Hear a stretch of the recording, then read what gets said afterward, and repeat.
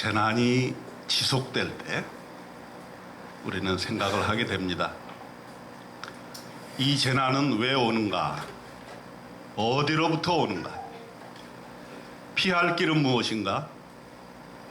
누가 나를 도와 이 재난을 극복하게 할 것인가? 개인에게나 국가에게나 재난은 옵니다. 겹쳐서 오는 경우도 있어서 우리를 당황하게 합니다. 엎친 데 덮친다고 하죠. 우리는 당황하면 성급한 판단을 하게 되고 책임 전가라고 하는 쉬운 방법을 동원해서 나 아닌 다른 사람에게 뒤집어 씌우는 경향도 있습니다. 우리가 코로나 바이러스로 고통을 당하고 있는데 이번 여름은 최장기간의 장마와 더불어 물폭탄이 우리 한반도를 강타했습니다. 온 한반도가 수마의 상처로 허덕이고 있습니다. 저도 며칠 전에 우리 누님이 수해를 당해가지고 가서 조금 도와드리고 왔습니다. 농민들의 고통은 헤아릴 수가 없어요. 재난이 왔을 때 우리 믿는 사람들이 어떻게 이 재난을 이해하고 어떻게 대처하고 해결해 나가야 될 것인가, 오늘 설교의 주제가 되겠습니다. 오늘 본문은 상당히 오래전 얘기입니다. 철기시대 얘기예요. 철기시대.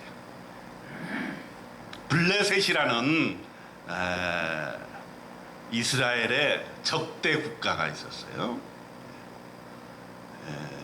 요즘 말로 얘기하면 팔레스타인입니다. 여러분 성경에 블레셋 그러면 팔레스타인 이렇게 이해를 하면 됩니다. 이 블레셋 팔레스타인은 아브라함 때부터 경쟁국이었어요. 그리고 오늘 본문의 사사시대 막판에도 블레셋은 이스라엘 남부 서쪽 해안에 자리를 잡고 이스라엘을 괴롭혔습니다. 당시에 통일 왕국은 아니었어요. 5개의 핵심 도시가 있었습니다. 아스돗, 가사, 아스글론, 가드, 에그론, 이렇게 5도시가 뭉쳐가지고 힘을 발휘했습니다. 철기 시대에서 무기로 무장을 해가지고 이스라엘을 수시로 위협했습니다. 그때 지도자는, 이스라엘의 지도자는 엘리였습니다. 나이 98세. 이미 눈이 어두워서 보지 못했습니다. 아들이 있었지만 홈리와 비느하스 아들은 아들다운 제 역할을 하지 못하였습니다. 자, 우리가 어떤 일을 당할 때에 여러 가지를 생각해 봐야 되겠지만 특별히 나이 먹는 것에 관해서 생각해 볼 수도 있다. 여러분, 나이 먹는 것 좋습니까? 근데 왜 어린아이들은 나이 먹는 걸 그렇게 좋아하는지 몰라. 우리 손주들도 보면은 자기가 6살인데 5살이 까분다고. 네가 6살 되면 나는 7살 된다고. 얼마나 으스대는지 몰라요. 나이 먹는 거 너무 좋아해.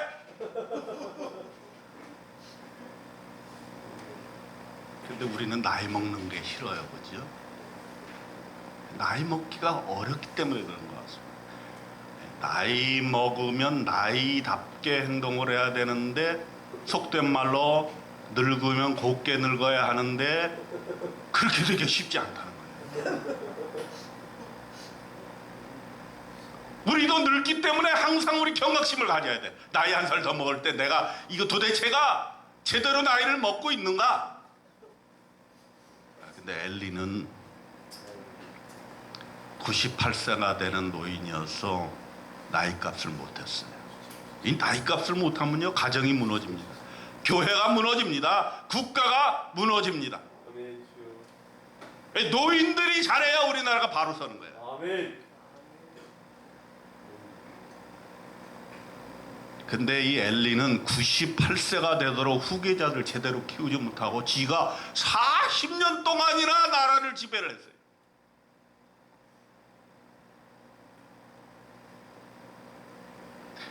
판단력을 흐려지는데 누구도 그 판단력에 대해서 이 의의를 제기하는 사람이 없었어. 늙으면 고집이 막 아주 그냥 쇠심줄 고집이 되어가지고 누구도 조언을 할 수가 없는 거예요. 자, 이제 블레셋하고 전쟁을 하는데 엘리가 지금 국가의 지도자야. 그러면 딱 보고 그동안의 경륜과 그동안의 지혜를 총동원해서 이 블레셋을 우리가 이길 수 있느냐? 어떻게 해야 이길 수 있느냐? 만일 이길 수 없다면 어떻게 우리가 손을 잡아야 되는가? 지혜롭게 처시를 해야죠. 그런데 막무가내로 블레셋에 덤벼들었습니다. 근데 상대방은 만만치가 않아요. 여러분, 우리가 성경에서 블레셋, 팔레스틴 뭐 안 좋게 하니까 블레셋이 뭐 정말 안 좋은 것 같아요. 이스라엘보다 훨씬 나았습니다. 당시 상황을 보니까. 이 사람들의 전쟁에 나서는 정신 무장이 어떻게 되어 있는가? 사무엘상 4장 9절에 나와 있는데, 너희 블레셋 사람들아, 강하게 되며 대장부가 되라. 너희가 히브리 사람의 종이 되기를 그들이 너희의 종이 되었던 것 같이 되지 말고 대장부같이 되어서 싸우자. 아멘. 얼마나 정신력이 강한 군대입니까? 이스라엘이 감당할 수 없는 상대였어요.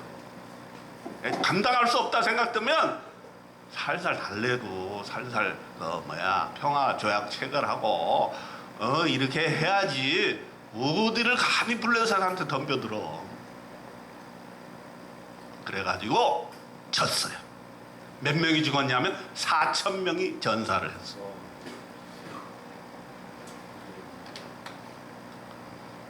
자, 이제 졌어요. 자, 우리가 전투에서 지면 어떻게 해야 되죠? 다시 모여서 패인을 분석해야 돼. 우리가 왜 졌는가? 왜 이 많은 병사들이 피를 흘렸는가? 나의 자녀와 같은 이 병사들이 어떻게 하면 다음 전쟁에서는 죽지 않고 살아남을 뿐만 아니라 우리가 승리를 쟁취할 수 있는가 하는 것이 부대장, 장교들, 나라의 지도자들이 심각하게 고민을 해야 되는데 이스라엘은 안 그랬습니다. 성경에 보니까 이스라엘 장로들이 모였어요. 이스라엘 장로는 뭐예요? 국가 지도자들 아닙니까? 엘리를 비롯해서 하부 지도자들 모였습니다. 모여가지고 어떤 이야기를 했는가를 봅시다. 사무엘상 4장 3절에 뭐라 그러냐면, 여호와께서 어찌하여 우리에게 오늘 블레셋 사람들 앞에서 패하게 하셨는고? 영어로 표현하면 Why did the Lord bring defeat upon us today before the Palestine? 뭡니까? 하나님께 책임을 전가하고 있어요. 지네들이 잘못해놓고 하나님 왜 우리가 패하게 이렇게 만드셨습니까? 여러분, 여기서 우리 모습 보는 것 같지 않아요? 여러분, 우리가 무슨 일을 당하게 되면요, 하나님한테 책임 전가해요. 하나님 이럴 수 있습니까? 왜 나를 이 지경으로 몰아세우십니까? 왜 나를 이렇게 어렵게 만드십니까? 똑같아요. 그냥 잘 되면 그냥 자기가 잘해서 된 것처럼 교만하고, 잘 안 되면 왜 하나님 나를 이렇게 만드셨습니까? 책임져가. 부모한테 책임져가. 왜 내 인생이 이 모양일 겁니까? 왜 우리 부모는 재산이 없어갖고 나를 이렇게 만드셨습니까? 왜 내가 부모 때문에 이렇게 살아야 됩니까? 책임져가. 이스라엘의 지금 모습입니다. 하나님께 책임 전가하고 늙은 리더십은 아무것도 할 수 없는 40년이란 장기간 동안 이스라엘을 통치했지만 그 장기 집권의 폐해가 엘리 곁에 누구도 지도자의 심기를 거스를 수 있는 용기가 있는 부하가 없었다는 것입니다. 민족과 국가를 지도자보다 더 사랑하면서 나라가 살기 위해서는 당신이 이렇게 하면 안 됩니다라고 얘기하는 그런 사람이 있는가라고 합니다.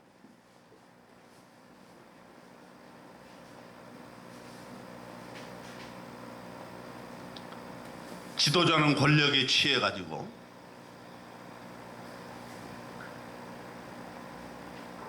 권력 아편처럼 그것을 휘둘르고 그 지도자를 둘러싼 악첨꾼들이 인해 장막을 치고 지도자도 참모도 판단력이 흐려지게 됩니다.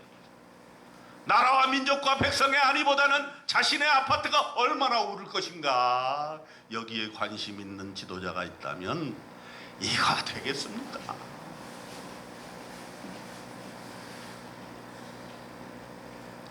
우리는 잘은 모르지만은 어렴풋이 이러지 않을까 생각되는 게 있는데 말단 공무원들도 이 국토를 계획하고 고속도로를 선을 긋고 신도시를 동그라미 치고 이런 사람들이 있을 것 같아.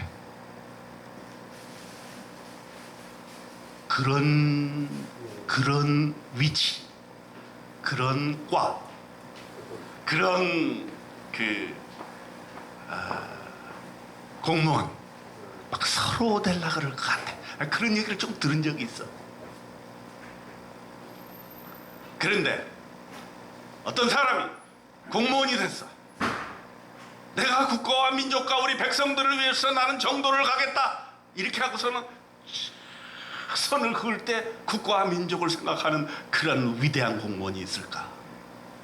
아마 있을 거예요. 그런 사람이 많았으면 좋겠어요. 근데 우리는 의심을 하는데 그것을 정책을 집행하는 사람들이 자기 집 근처로 이렇게 길을 낸다든가 자기가 살아온 땅으로 신도시를 샥 긋는다든가 이러지 않을까 하는 일말의 의심이 있습니다. 그러지 않겠죠? 우리나라는 그러지 않을 거예요. 난 근데 이번에 아파트 사태 나는 거 보고서 그런 생각을 좀 해봐. 국가의 지도자들이 몇 채씩 가지고 있는데 그 떨어지기를 바라겠냐고.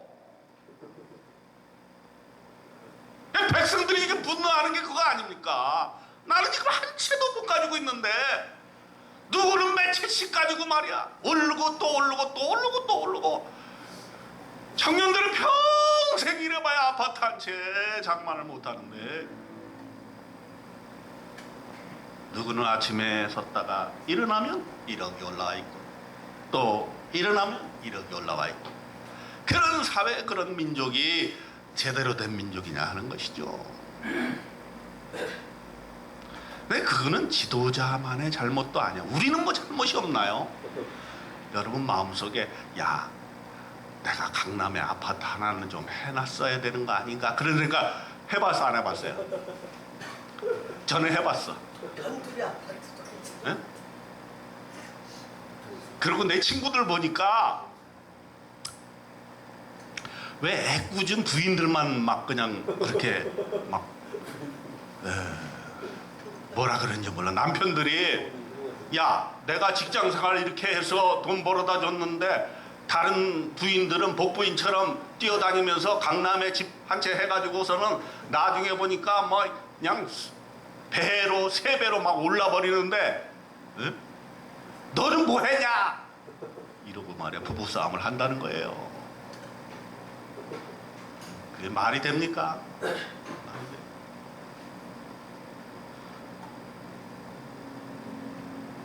그리고 어떻게 됐든 그건 좀 비정상적인 나라 아니에요? 아무리 생각해도 그건 비정상인 것 같아. 내가 부동산을 잘 모르고 경제를 잘 모르지만은 나라가 그렇게 돼서는 안 되는 거 아닙니까? 그러니까 이스라엘 장로들이 지금 앉아가지고 한다는 얘기가 자기네들 책임인데 그 지도자들이 잘못해서 진 거 아니야. 자기네들 야 우리가 잘못했으니까 우리부터 회개하고 반성하고 뭔가 한번 해보자 이렇게 갔어야 되는데 하나님 도대체 뭡니까 이거. 그러면서 내놓은 대책이 뭐냐면 여호와의 언약궤를 실로에서 우리에게로 가져다가 우리 중에 있게 하여 그것으로 우리 원수들의 손에서 구원하게 하자. 정말 희한한 발상을 해요. 자, 기도로 정신력을 무장하고 무력을 증강하자든지 전투에서 이길 책략을 내놓는 것이 아니라 하나님을 이용하자는 거야.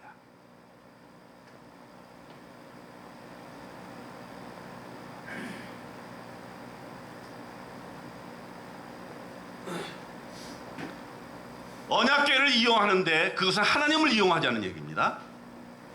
언약궤는 하나님의 임재를 상징하는 것입니다. 그 안에 언약궤 안에는 뭐가 들어있냐면 십계명 2개, 돌비 2개, 아론의 쌍난 지팡이, 만나 한 오멜을 담은 항아리가 거기 들어가 있어요. 그 왜 들어가 있겠어요? 하나님의 놀라우신 은혜와 은총을 기억하자는 의미 아닙니까? 하나님께서 광야에서 우리를 이렇게 도우셨다. 우리의 생명을 도우셨다. 만나와 메추라기로 우리를 살려주셨다.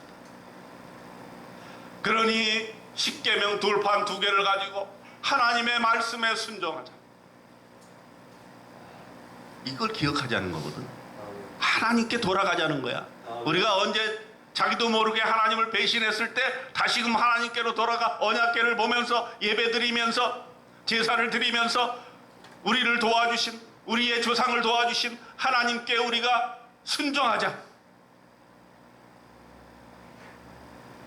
근데 당시 이스라엘 장로들은 뭐라 그랬냐면 언약궤를 가지고 우리가 전장을 한번 이겨보자. 이 언약궤는 만지면 죽습니다.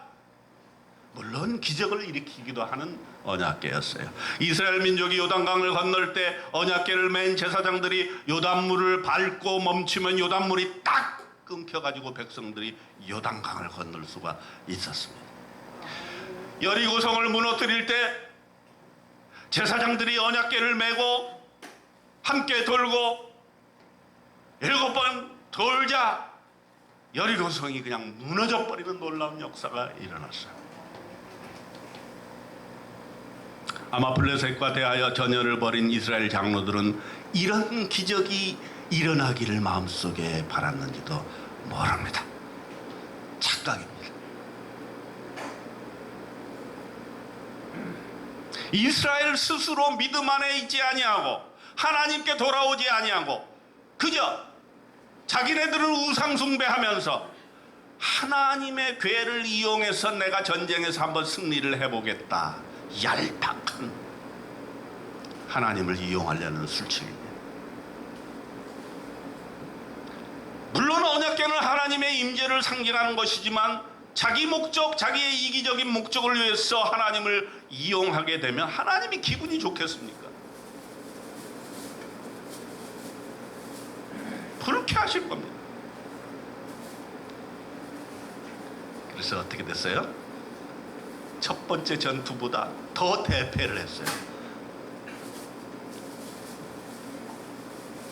첫 번째는 4,000명이 죽었는데 두 번째는 언약궤를 가져갔는데도 불구하고 3만 명이 죽었어요. 군인들이 거의 전멸을 했다고 봐요. 당시 뭐 얼마나 군인 숫자가 많았겠어요. 거기다가 하나님의 궤 언약궤도 뺏겼어요.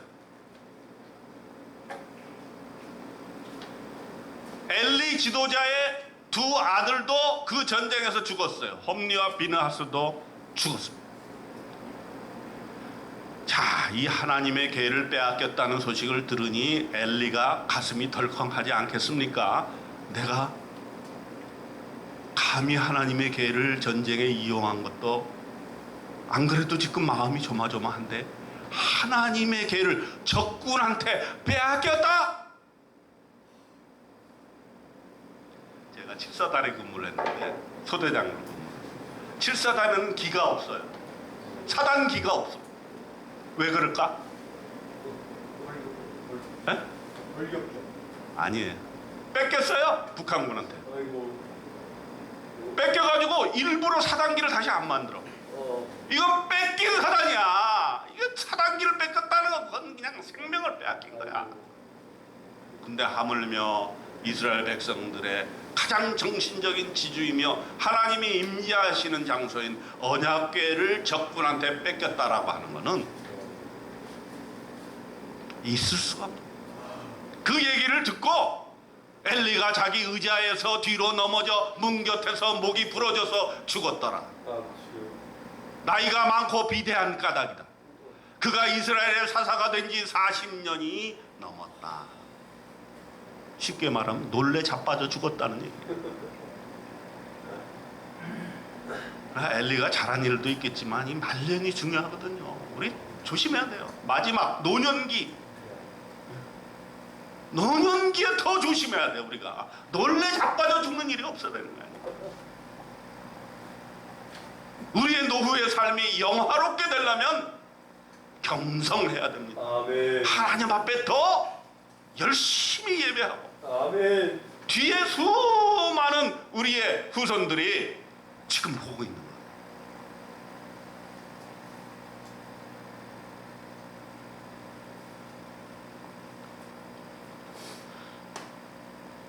그 아버지가 죽었다는 얘기를 듣고 며느리가 또 해산하다가 또 죽어요. 이 재난이라고 하는 겹쳐서 와. 참 이상하잖아요. 개인도 보면은 뭐가 하나 어려움을 겪으면 또 어려움이 와요. 그러니까 우리가 기도해야 돼. 이 재난 어려움이 오지 않도록 기도해야 되고 항상 우리가 교만하면 안 돼. 항상 하나님 앞에 겸손하게 해야지. 한 번 재난이 오기 시작하면요, 이게 가문도 그렇고요, 나라도 그렇고요, 재난이요 이어져서 옵니다. 이어져서. 그래가지고 이제 블레셋이 그걸 빼앗았잖아. 야, 이 들은 풍어는 있거든. 야, 이스라엘에서 제일 귀중한 이스라엘 신 여호와의 궤, 그걸 우리가 뺏어갔다. 좋아가지고 그냥 잔치를 하고, 그래가지고 그 5도시가 있었잖아요. 그 중에서 가장 핵심적인 도시 에스돗, 거기에 이제 다곤이라는 신이 있었거든. 다곤. 그 다곤 신전에다가 여호와의 궤를 딱 두었어요. 그랬더니 어떤 일이 났는가 하면 이 다곤이 엎어지고 머리가 잘려나가고 두 손목이 끊어져 나가. 그러면서 백성들한테는 막 아주 심한 종기의 그러한 재난이 몰아닥치고 하나님께서 진노하신 거죠. 그러니까 부랴부랴 다른 장소로 옮겼어. 가드로 옮겼어. 그러니까 환란과 독한 종기가 더 막 몰아치는 거야. 그래서 이것도 안 되겠다. 에그론으로 옮겼어. 에그론으로 가니까 이건 뭐 사망의 환란이 막 더 몰아치고 독한 종기가 몰아치고 그것이 7달이나 계속된다. 여러분, 블레셋의 입장에서 보면은 전쟁에서 2번 승리하고 탈취물도 다 탈취물을 했는데 그 중에서 가장 귀한 탈취물 뭐야? 여호와의 궤를 탈취했는데 이거는 가져서는 안 될 걸 가진 거야. 여러분, 인생 살다 보면요, 가져야 될 것이 있고 가져서는 안 될 것이 있어요. 이 성경이 이게 중요한 얘기를 지금 하고 있는 거예요. 블레셋이 여호와의 궤를 탈취할 수 있었지만 그건 탈취하면 안 되는 물건인지를 모르는 거야. 이게 우리 인생이 욕심이 많아가지고 그냥 이것저것 가리지 않고 덜컥 받다 보면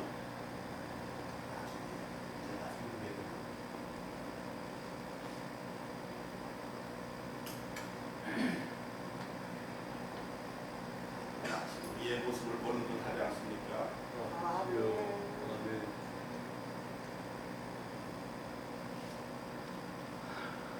좋아 보인다고 다 덜컥 소유하면 안 되는 것도 있어요. 소유가 재앙이 될 수도 있어요. 그죠? 자기 그 수준에 맞는 정도의 하나님께서 주시는 정도의 소유를 갖는 것이죠.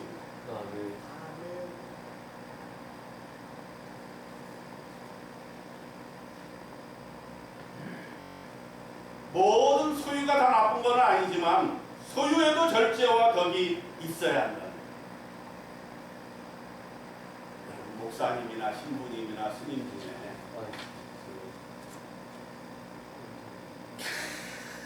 저택에 산다거나 외제차 엄청 큰 차를 타고 다니는 그런 분을 보면 부러워요? 성직자가 너무 큰 차를 타는 것도 소유하는 것도 부족합니다.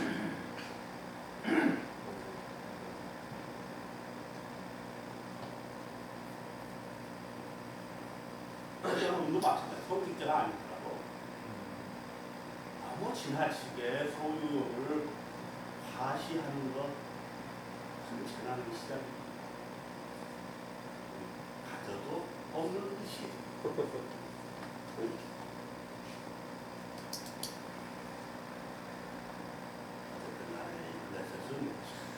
참으로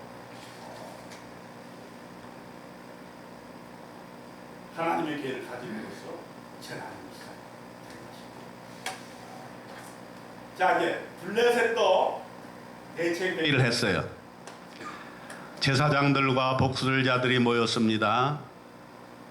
그래서 내가 나온 대책이 속건제를 드리자. 어디서 들은 풍어는 있었어요. 네, 이 사람들은 하나님을 믿는 사람들은 아닌데, 이스라엘 백성들이 남의 재물을 탈취했을 때 그 죄를 사하기 위해서는 속건제를 드리더라. 그래서 속건제를 드리자. 그래서 금독종 5과 금쥐 5마리를 속건 제사에 올리자. 5도시에 독종이 퍼졌으니까 금독종 5은 이해가 됩니다. 근데 금쥐 5마리를 올리자 이랬어요. 근데 거기에 대한 설명이 없어. 그래서 제가 이거 오늘 새벽에 묵상하다 보니까 혹시 그 당시에도 패스트가 있지 않았나. 안 그러면 왜 쥐를 제물에 올려?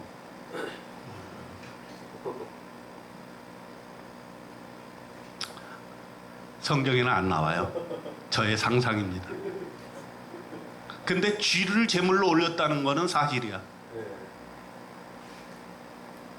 Maybe 그 당시에도 패스트가 있었을 가능성이 있는데 우리가 모르는 것밖에 없다. 패스트의 존재를 몰랐을 테니까. 그러면서 이 블레셋 사람들은 또 아이디어를 냈어. 가만히 보니까 이 이스라엘 사람들이 제사를 드리는데 우리가 이걸 손을 대면 또 다 죽거든. 이 괴에다 손을 대면 죽어요 다. 그러니까 어떻게든지 이거를 저쪽으로 돌려보내야 되는데 방법을 생각해요. 뭐냐면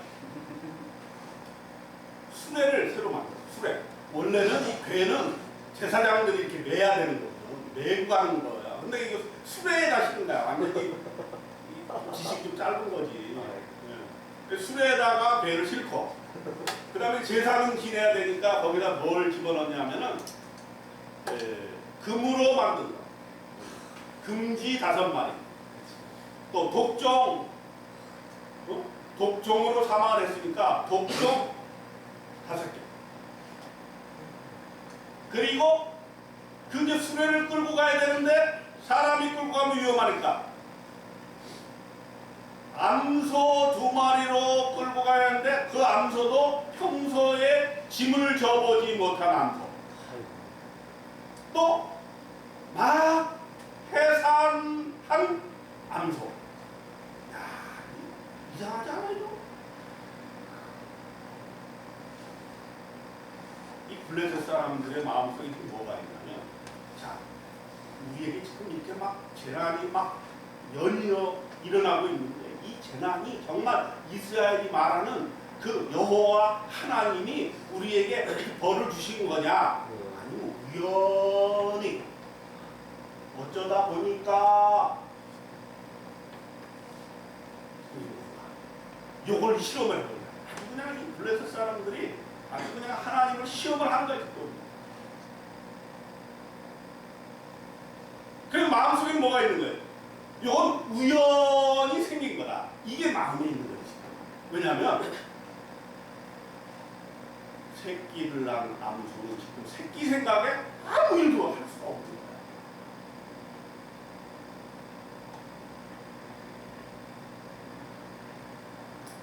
이번에 제가 뉴스를 보니까 수해를 당해가지고 소들이 어디 갈 데가 없어. 우리 차올 밑에 지붕 위로 올라간 거야. 파란 지붕 위에 올라가가지고 물이 그냥 지붕까지 차 있으니까 소가 어쩔 줄을 모르는 거야. 어디를 가야 되나? 내려가면 물이 뭐 하늘나라로 또 이렇게 뭐 이렇게 날아갈 수도 없고 소가. 그걸 쳐다보고 있는데 참 너무 안타까워. 그러면서 또 한 가지 내 마음속에 어버러게 되는 것이, 이야, 저게 재난을 당한 우리 인류 사회, 또 나의 모습과 정말 비슷하다.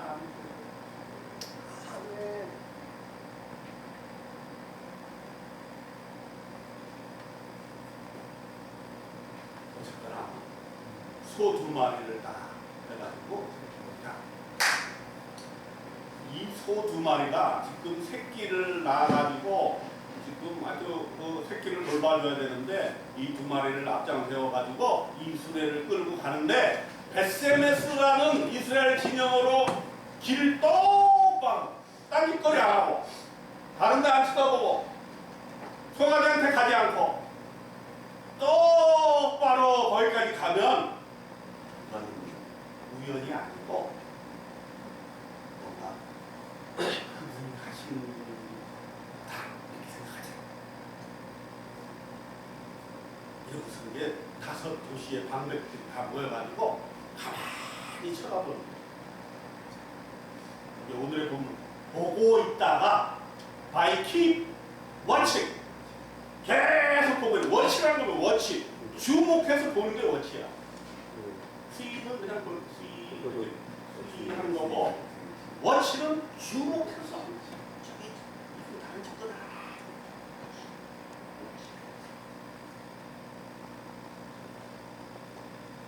그래서 만일 배가 그 본 지역길로 올라가서 벳세메스로 가면 이 큰 재앙은, 이 재난은 그가 우리에게 내린 것. 그렇지 아니하면 우리를 친 것이 그의 손이 아니요 우연히 당한 것인 줄 압니다.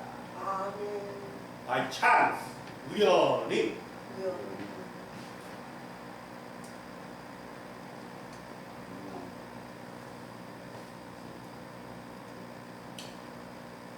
근데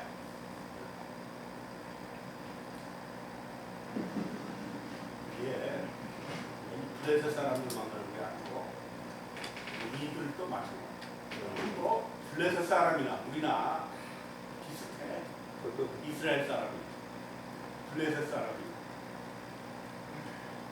한국 사람이, 하나님을 대하는 우리의 태도는 비슷해. 우리에게 재난이 일어나면 그것이 우연히 일어났다고 생각해요. 그게 국가적 재난이든 내 개인의 재난이든. 그리고 책임지려고 하지 않아. 하나님은 왜 이렇게 나이가 어려운 일을 주시나요?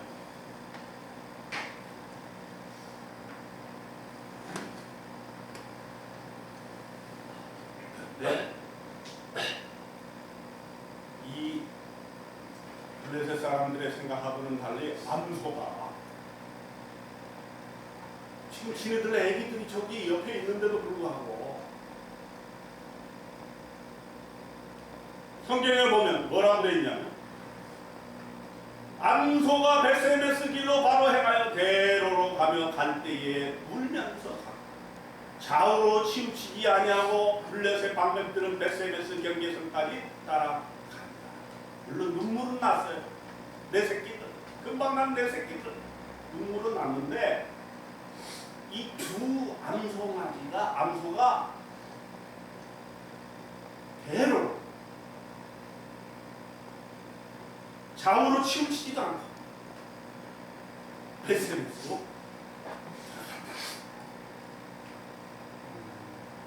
그러니까 인간의 상식으로는 이게 있을 수가 없는 일인데 또 팔레스타인 사람들이 생각하기에는 도대체 있을 수 없는 일인데 이게 참 이루어진 거예요.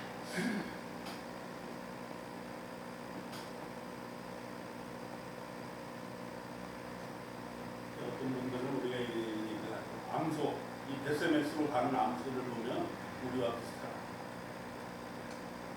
사명자. 새끼도 놔두고 앞만 보고 좌우로 치우치지도 않고 한길을 가는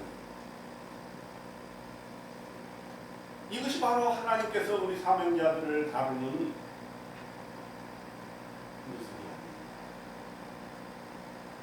이렇게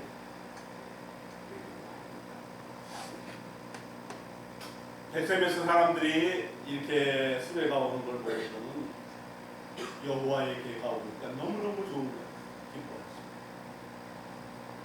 그래서 수레가 벳세메스 사람 여호수아의 밭 큰 돌 있는 곳에 이르러 섰고 거기에서 수레의 나무를 패고 암소들을 번제물로 여호와께 드렸다. 그리고 블레셋 다섯 방백에 온 사람들이 이 모든 과정을 목격하고 자기네 땅 에그론으로 돌아가.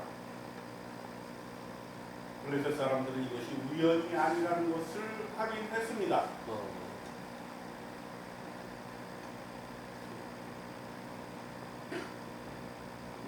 재앙이 온 것도 우연이 아니고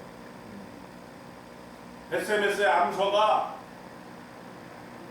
하나님의 계를 가지고 이스라엘 땅으로 들어간 것도 우연이 아니고 이건 하나님께서 하신 일이다 라는 것을 팔레스타인 사람들이 먼저 알았습니다.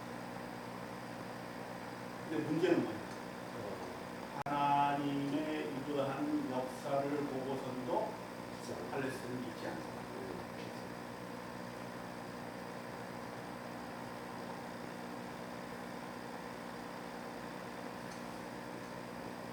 신앙이라는 게 뭐예요? 우연이 아니라 섭리로 믿음으로 받아들이는 신앙이에요. 아멘. 아멘. 아멘. 주여.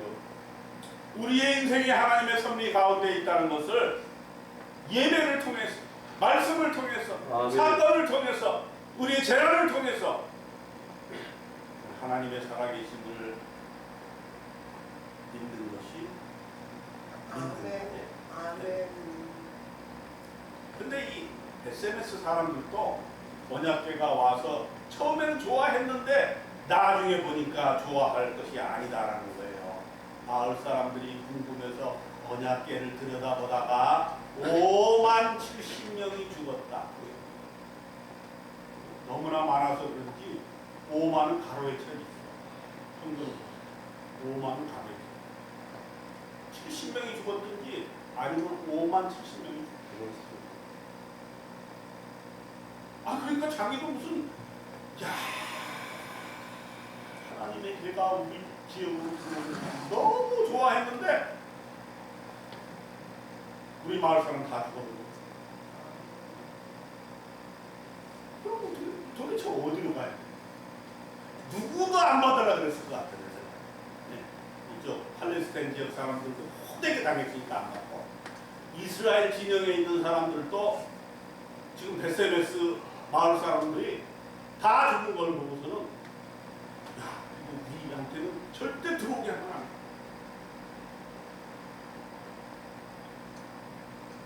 돼. 이 성경에는 안 나와 있지만 그런 막 그 지역마다 우리한테 못 들어오게 하려고 막 그게 있었어요. 림비였다. 지금 마포구청장도 구청 앞에서 천막 치고 우리 구에는 임대 아파트 못 들어온다. 그러니까 또 우리 자치위원들이 응원가자고 응원도 막 하더라고. 나는 안 갔어.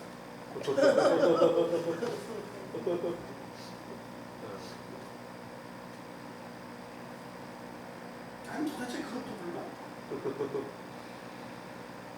아니 왜 잘 사는 사람, 잘 사는 사람만 모여서 살아야 돼? 너무 인간미가 없는 거야. 잘 살면 못 사는 사람하고 자매인하고도 좀 같이 살자. 또 치매를 겪고 있는 노인들에게도 우리 마을을 개방하자. 요양원도 들어오게 하자. 어떤 분들은 요양원 들어오는 것도 이렇게 못 들어오게 말해. 자기는 안 늙나?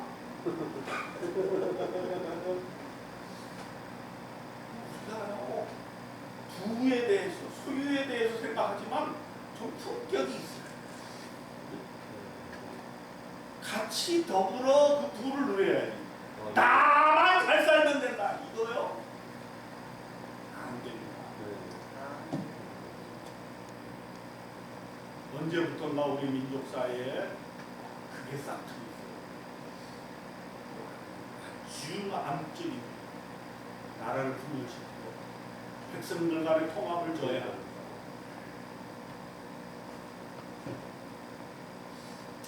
근데 이때 나선 사람이 있어요. 아비나답. 기럇 여아리. 발음도 그냥 하게 힘들어. 기럇 여아리. 이란 동네에서 그걸 받게.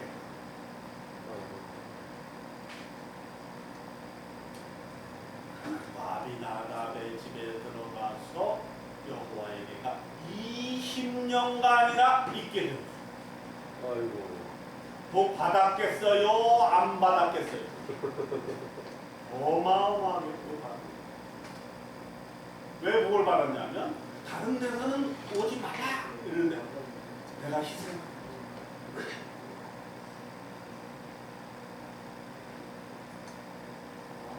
나는 임대주택, 장애인, 치매 환자, 요양병원 이런 걸 받아들이는 동네가 잘 되리라고. 아멘. 우리가 어디에 사는 것도 중요해요. 이 보니까 이 보세요. 네? 그 팔레스틴의 5도시 강력한 도시였지만 하나님의 괴가 들어감으로써 거기에 재난이 막 몰아쳐. 그러나 어느 그 하나님의 괴가 어느 마을로 들어가면 그 마을이 축복을 받는. 참 미안하다. 우리가 어디에 사는가도 매우 중요해. 너무 강남만 그렇게 밝히지 말고 인간미가 있는 곳에 살자. 아멘.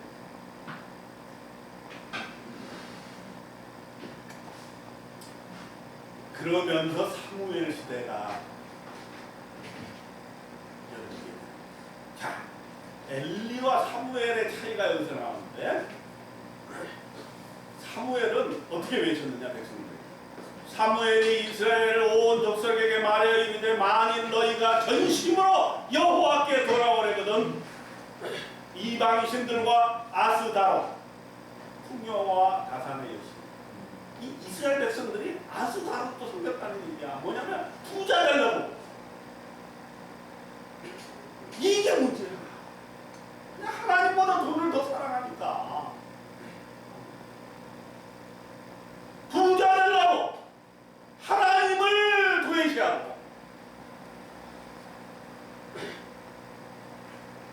아스다로를 섬기는 그러한 이스라엘 백성들이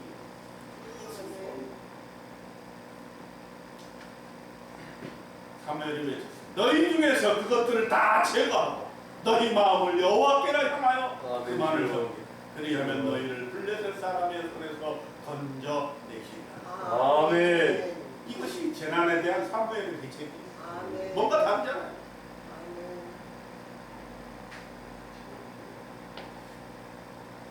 전쟁에 임하는 사무엘의 전략. 사무엘이 이르되 온 이스라엘 미스바로 모이라. 내가 너희를 위하여 여호와께 기도하리라 하며 그들이 미스바에 모여 물을 길어 여호와 앞에 붓고 그날 종일 금식하고 거기에서 이르되 우리가 여호와께 범죄하였나이다.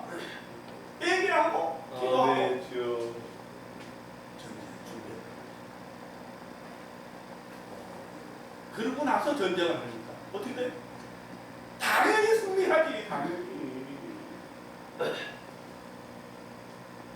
우리가 인생에서 승리하는 것은 돈 문제가 아니다. 좋은 아파트가 문제가 아니다.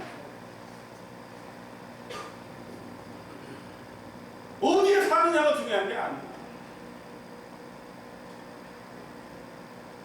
그걸 깨달으라고 하는 것이 오늘 본문의 핵심입니다. 아멘. 여호와께로 돌아와서 아멘. 여호와께 기도하고 아멘. 여호와만 섬기겠다고 얘기하고 아멘. 결심하고 우상을 제버릴 때 인생의 승리가 이겨옵니다. 아멘. 그래서 그것을 기념하기 위해서 사무엘이 돌을 취하여 미스바와 센 사이에 세워서 이르되 여호와께서 여기까지 에베네셀. 이르셨다. 에베네셀이라 아니라 아멘. 유명한 사무엘상 10장 12절의 구절입니다. 아멘. 여러분 우연은 없습니다. 아멘. 하나님의 섭리만 있을 따름. 아멘. 여러분과 저의 인생에 하나님의 섭리가 작용하고 있음을 믿으시기 바랍니다. 아멘. 멋진 인생, 보람된 인생, 행복한 인생이 되기 위하여 우연이라고 생각되었던 인생.